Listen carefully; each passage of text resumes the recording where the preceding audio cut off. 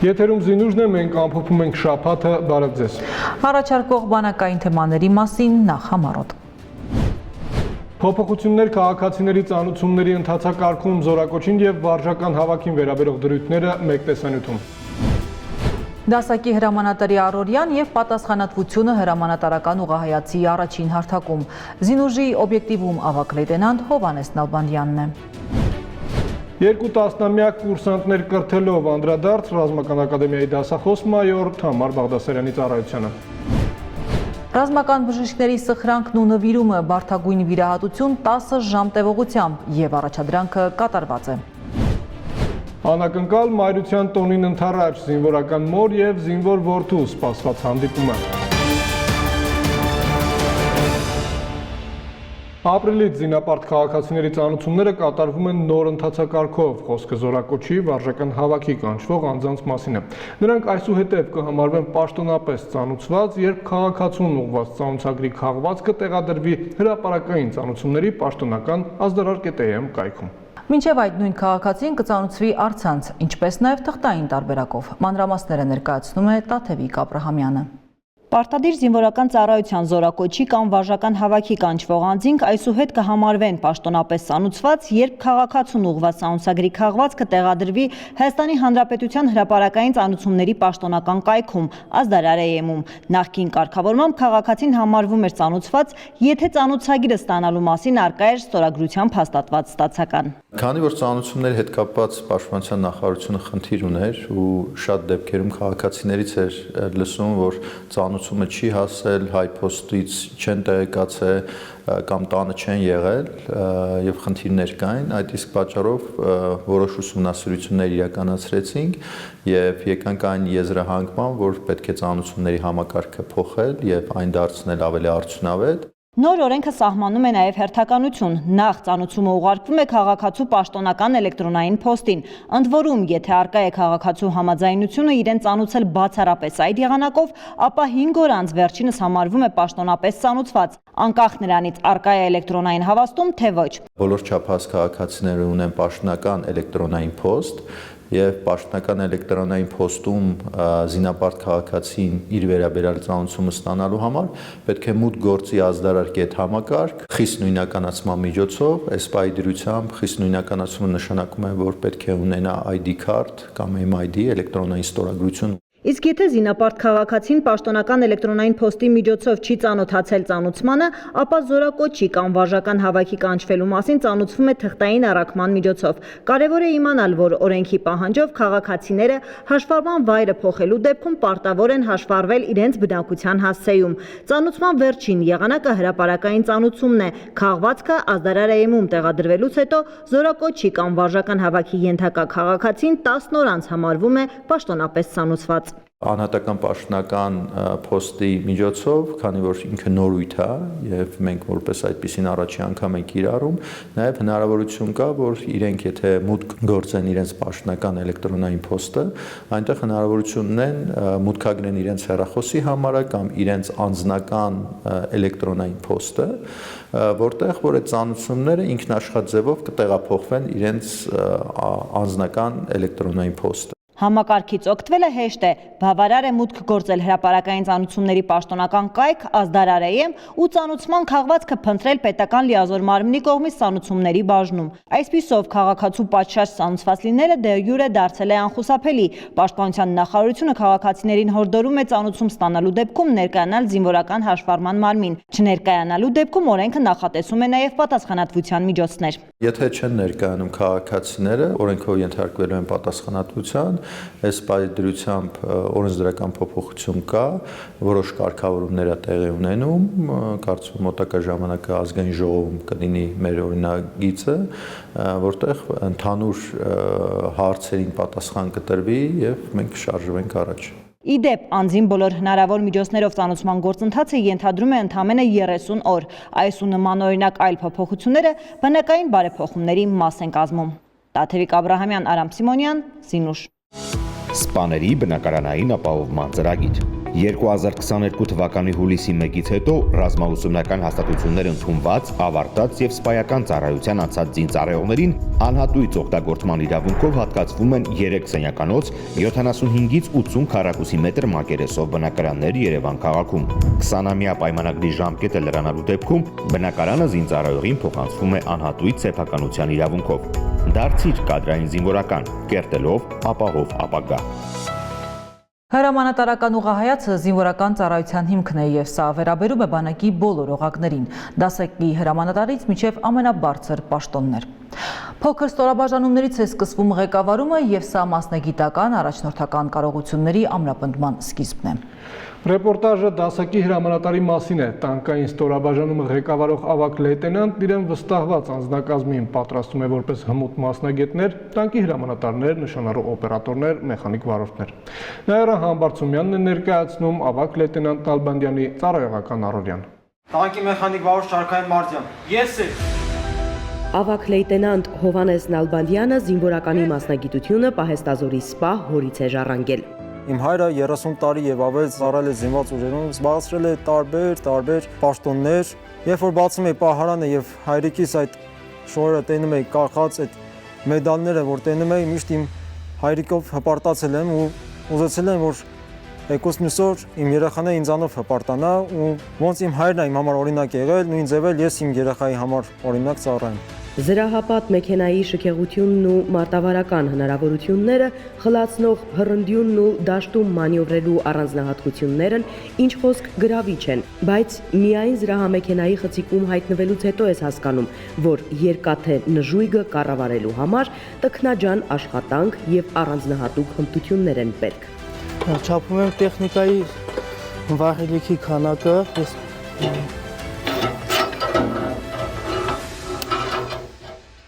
Միշտ ուզեցել եմ հետաքրքրվեմ տանկի մարտավարատեխնիկական բնութագրով, միշտ ուզեցել եմ հասկանամ ինքը իրանից ինչ է ներկայացնում,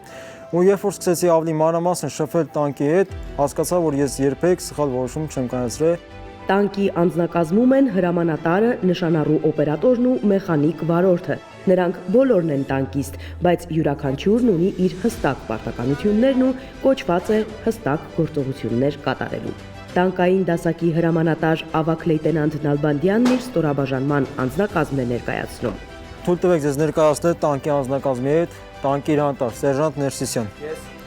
Տանկի մեխանիկ վարորդ Շարքային Մարզյան։ Ես։ Տանկի նշանառու օպերատոր Շարքային Ստեփանյան։ Ես։ Հրամանատարի ղեկավարությամբ անձնակազմը համաբանակային խաղերի է մասնակցել, մրցույթում զբաղեցրել 3-րդ հորիզոնականը։ Սերժանտ Ներսիսյանի հետ մենք մասնակցել ենք համաբանակային խաղերին, մրցումներին եւ գրավել ենք պատվավոր 3-րդ հորիզոնականը։ Մենք մեր առաջ նպատակ ենք դրել, որ հաջորդ անգամ մասնակցելուց ոչ թե 3-րդ, այլ առաջի պատվավոր հորիզոնականով յետ վերադառնանք մեր զորամաս։ Ի պատասխան հարցից, թե ինչ է անհրաժեշտ լավ տանկիստ լինելու համար, Հովհաննես Նալբանդյանն ընդգծում է, առաջին հերթին անհրաժեշտ է լավ սպա լինել, իսկ սա երևի թե մի ողջ կյանքի վաստակ է։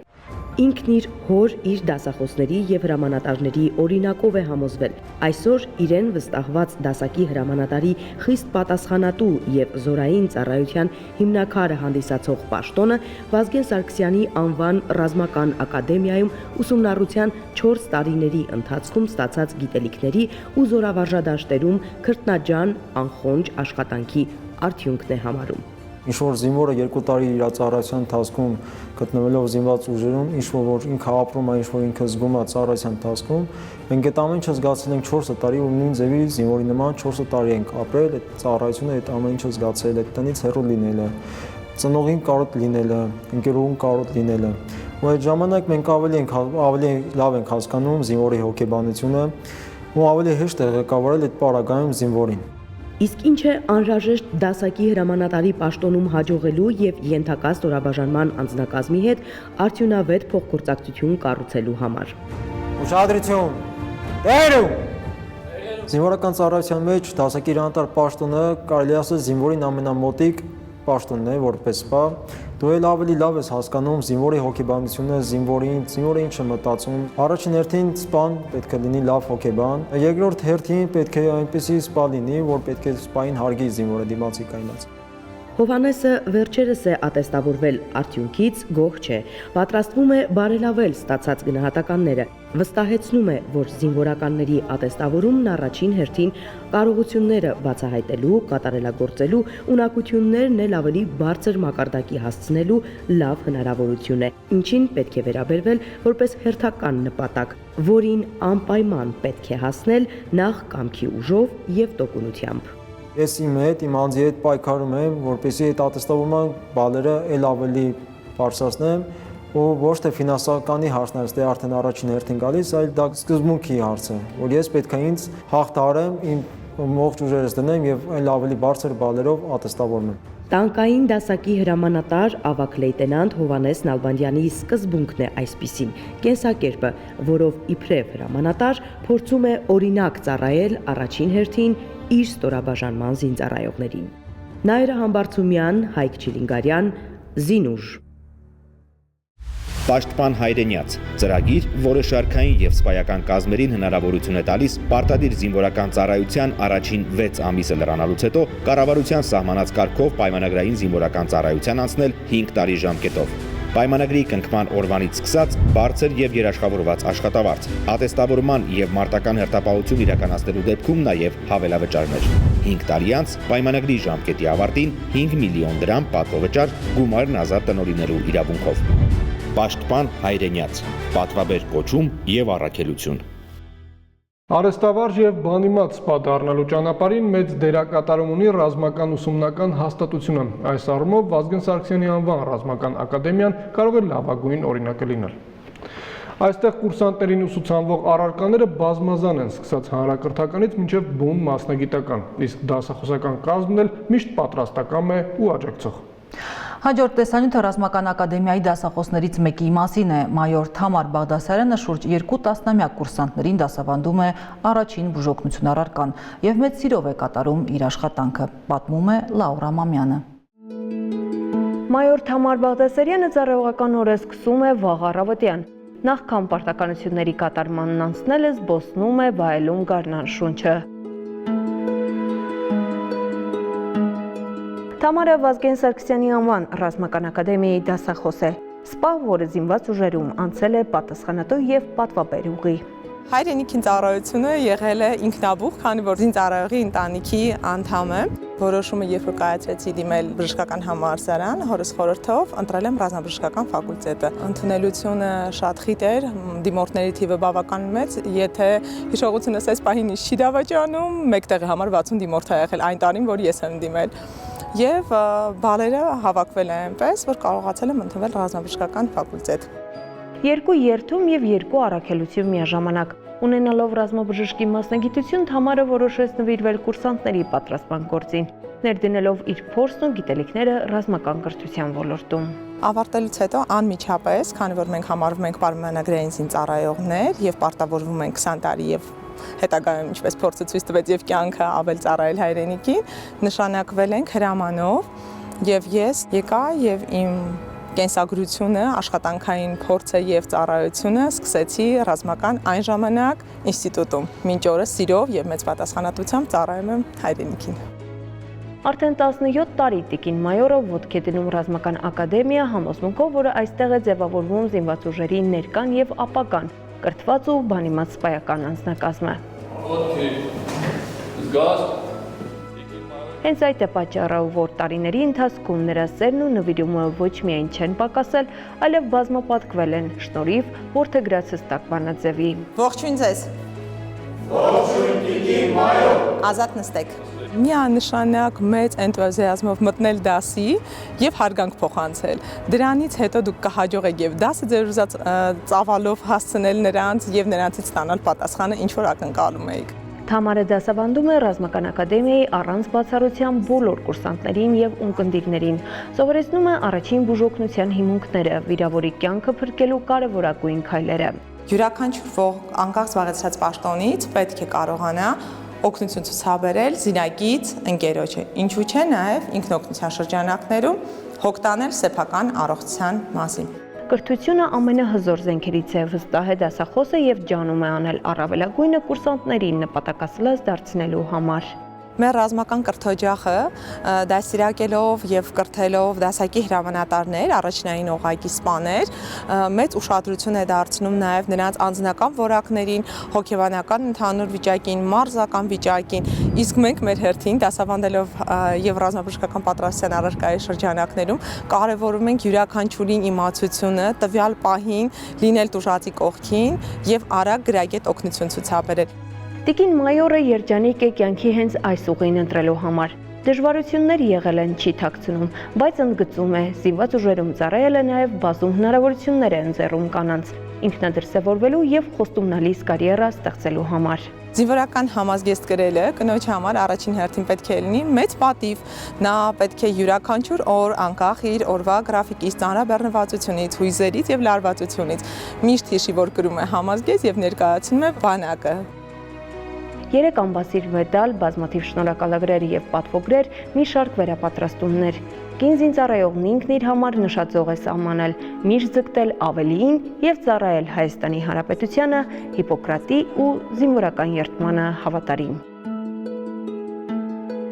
Լաուրա Մամյան, Արամ Սիմոնյան, Զինուշ։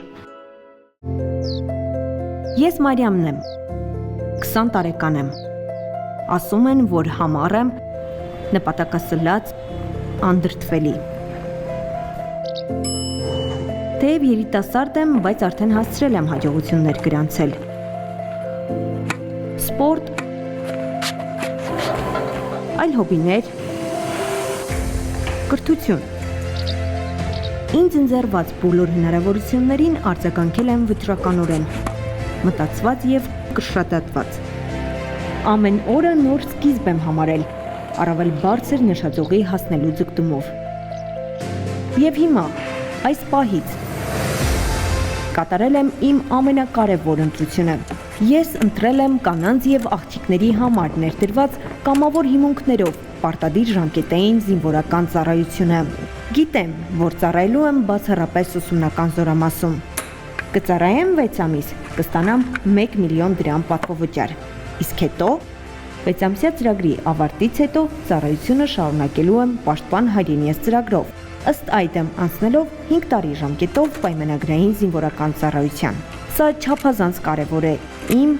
ընտանիքիս, հայրենիքիս համար։ Այսուհետ ես զինվոր եմ, ծառայելու եմ Հայաստանի Հանրապետության բանակում։ Զինված ուժերի հոսպիտալները մեկ անգամ չէ, որ փայլուն արդյունք են գրանցել, բացառիկ նվիրում ցուցաբերել մարտական գործողությունների ընթացքում։ Շատ կյանքեր են փրկվել, ոմանք կարողացել են արագ վերականգնվել, եւ սա ռազմական բժիշկների գիտելիքի ու երկարամյա փորձի արդյունք է։ Վերջերս ռազմական բժիշկները կատարել են բարդ վիրահատություն ոսկրի փոխպատվաստում։ 10 ժամ վիրահատական սենյակում նեղ մասնագետ վիրաբույժների խումբ է աշխատել, հաջողությամբ կատարելով առաքելությունը։ Ներսես Իվանյանի անդրադարձը։ Հիվանդի մոտ ուռուցքը տեղակայված էր ստորին ծնոտի անկյան շրջանում, տարածվելով դեպի ճյուղ։ Դիմացնոտային վիրաբույժ Հակոբ Խաչատրյանը ներկայացնում է կենտրոնական կլինիկական զինվորական հոսպիտալում վերջերս իրականացված իր բնույթով բարդ վիրահատական միջամտությունների շարքին դասվող ուռուցքի հեռացման եւ ոսկրի փոխպատվաստման վիրահատությունը։ Բուժարում զինծառայող փոխգնդապետ Արտուր Մախասյանն է։ Բոլոր բուժհաստատությունները դիմել եմ իմ գանգատով, նրանք առաջարկել են տեղադրել այլ մետաղ, որը որ տարիների ընթացքում ծնոտը ծռում է։ Եվ պարոն Խաչատրյանը արդեն իսկ առաջարկեց նման վիրահատություն իրականացնել, որը որ նույն քո ծնոտը պահպանում է եւ ընթացքում խնդիրներ չի առաջացնելու։ Աուտոտրանսպլանտացիայի, բարձրացած օտարմարմնի փոխարեն բուժառուի ոսկրով իրականացված փոխպատվաստման տարբերակը նախկինում հոսպիտալում երբեք չէր իրականացվել։ Չնայած դրան, որոշում ընդունվեց միավորելով բուժհաստատության լավագույն վիրաբույժներին իրականացնել տվյալ բարդ վիրահատությունը։ Որոշում կայացվեց հարցին մոտենալ ավելի ռադիկալ, կատարել ստորին ծնոտի ռեզեկցիա առողջ հյուսվածքի սահմաններում եւ միամոմենտ վերականգնում, ռեկոնստրուկցիա նրբոլոկից վերցրած սնուցող ոտիկով աուտոտրանսպլանտատով։ Մուրացանի բժշկական հոսպիտալը միակն է եղել, որ առաջարկել է նմանատիպ վիրահատական միջամտություն իրականացնել ինձ, որը լինելու է ամենաարդյունավետը։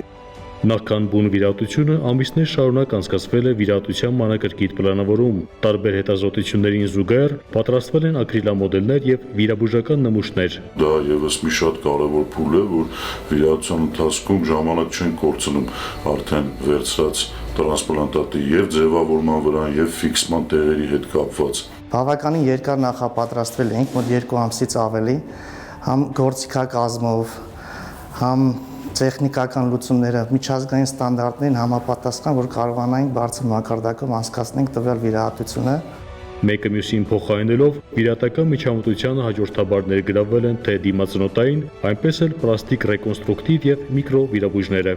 Արդյունքում շուրջ 10 ժամ տևած վիրահատությունը ավարտվել է դրական ելքով։ Վիրահատությանը ներկային տարբեր բժիշկներ Երևանի տարբեր առաջատար կլինիկաներից, ինչպես նաև Ղազախստանի Հանրապետությունից, Ռուսաստանի Դաշնությունից դիմացանոթային վիրաբույժներ, պլաստիկ եւ ռեկոնստրուկտիվ վիրաբույժներ տեսնելու եւ ինչու՞ չէ նաև փորձի փոխանակում իրականացնելու նպատակով։ Վերականգնական վիրաբույժության տեսանկյունից բարդագույն վիրահատություններից մեկն է համարվում։ Աշխատանքը թիմային է, որտեղ իրար հաջորդող էտապներ կան, պարտադիր է որևէ էտապի վրա ինչ որ անհաջողություն ընդհանուր ելքը միանշանակ անհաջող է լինելու։ Վերջինը, որ եղել եմ Ամերիկայի Միացյալ Նահանգներում, իմ գիտական աշխատանքների շրջանում, ներկայացնելով աշխատասենյակում փակցված տարբեր երկրներում անցկացված կոնֆերանսների եւ վերապատրաստումների մասնակցության վկայագրերը, Հակոբ Խաչատրյանն ասում է, արված վիրահատությունը անհնար կլներ առանց միջազգային առաջատար բժշկական կլինիկաների հետ սերտ փոխգործակցության եւ առաջավոր փորձի փոխանակման։ Մշտապես իրականացվում է փորձի փոխանակում առաջատար կլինիկաներում, իրականացվում են վերապատրաստումներ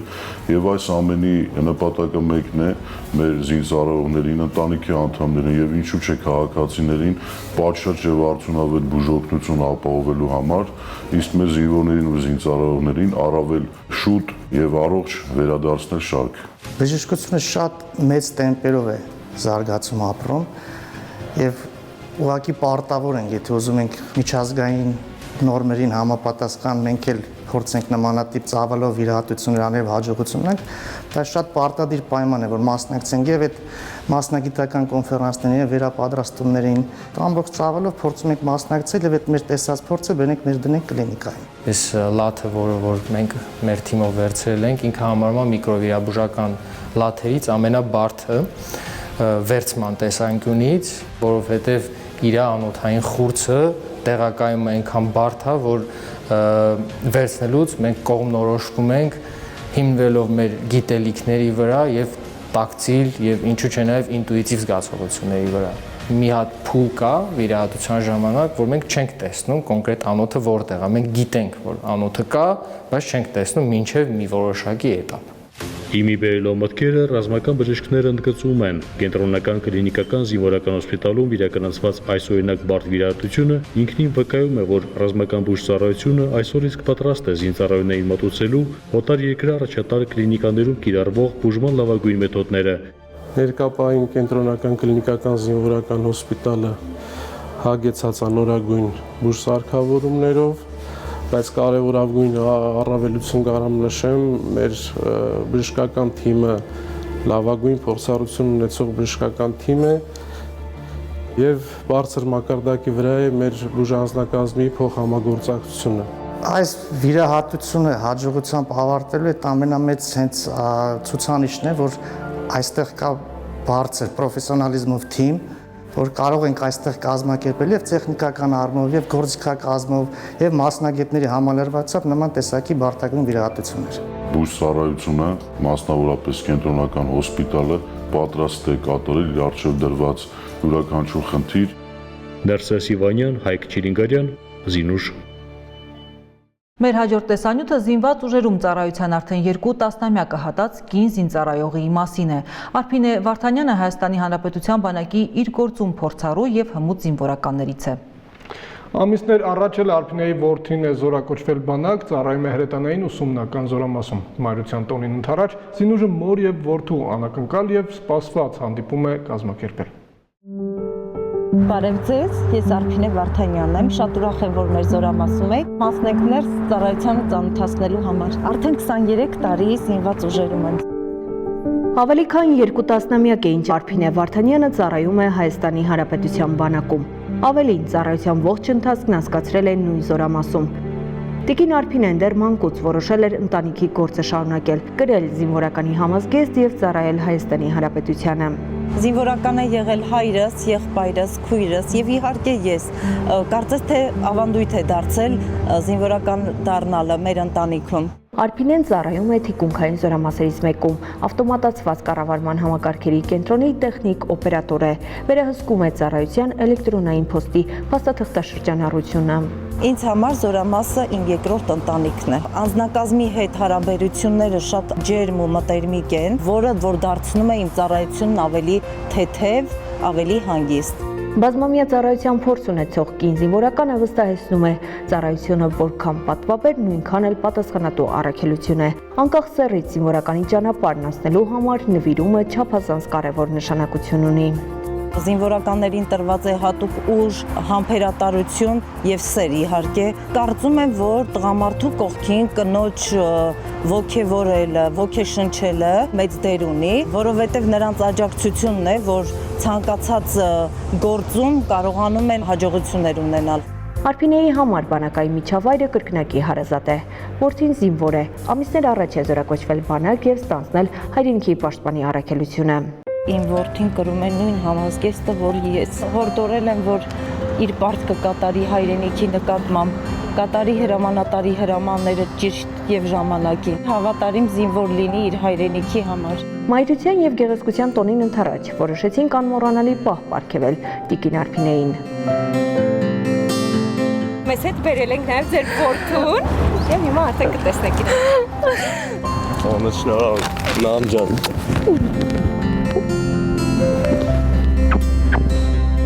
Անակնկալը հաջողվեց, զինվորի մոր ուրախությունը անսահման է, որդին կողքին է։ Իմ հպարտություն, շատ լավ էր բոլես։ Շատ հուզված եմ ու շատ ուրախ եմ, չգիտեմ, խոսքեր չեմ գտնում արտահայտվելու համար, ինչ անակնկալ էր ինձ համար այս օրը։ Ցանկացած մոր համար զավակի տեսնելը մի այնպիսի զգացողություն է, երբ նոր վերցնում ես ձեռքդ զավակիդ։ Յուրաքանչյուր մայր թողապրի զգացողությունը, որ այս պահին ես ապրեցի։ Զինվորականին հարիր կեցվածքով փորձելով թաքցնել հույզերը, տիկին Արփինեն մտովի վերադառնում է անցյալ։ Վերհիշում այն օրերը, երբ տղան իր հետ հաճախ այցելում էր զորամաս եւ ոգևորված հետևում զինվորական առօրյային։ Ցանկանում եմ մեր մայրերին, որ միշտ նրանք առողջ լինեն, երջանիկ լինեն, որ մերպես տղեկ ունեն բանակում, որ պահում են իրենց խաղաղությունը, հանգստությունը եւ ծառայում են Հայաստանի Հանրապետությանը։ Հիմա հասկանում ես մամային ծառայությունը ոնց է լինում։ Եվս մի քանի ժամ զինվոր որդու ներկայությունը վայելելուց հետո հրաժեշտի պահն է։ Ծառայությունն է այդպիսին, յուրաքանչյուրը պետք է լինի իր ծառայավայրում, կատարի իր պարտականությունները։ Բոլոր մայրերի նման Արփինեն միայն մեկ ցանկություն ունի, որ հայրենիքի յուրաքանչյուր պաշտպան պատվով ծառայի ու պատվով վերադառնա տուն։ Լաուրա Մամյան, Հովանես Գրիգորյան, Զինուշ։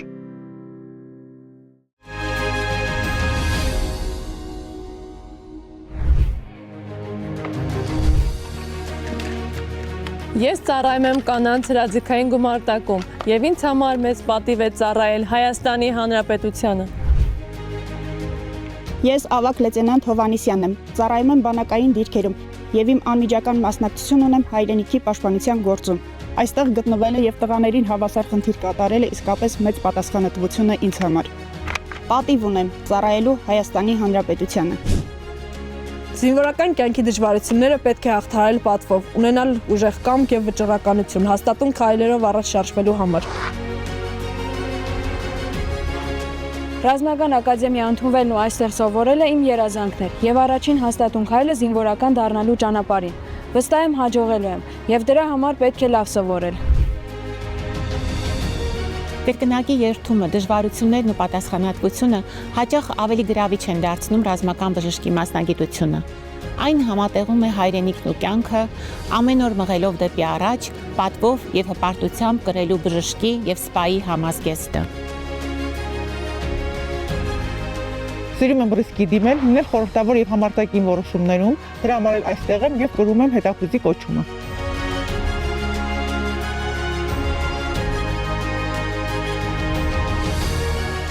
Միացիր մեզ։ Համալրիր մեր շարքերը։ Եղիր համարձակ եւ տարբերվող։ Ամրապնդենք բանակի պաշտպանունակությունը միասին։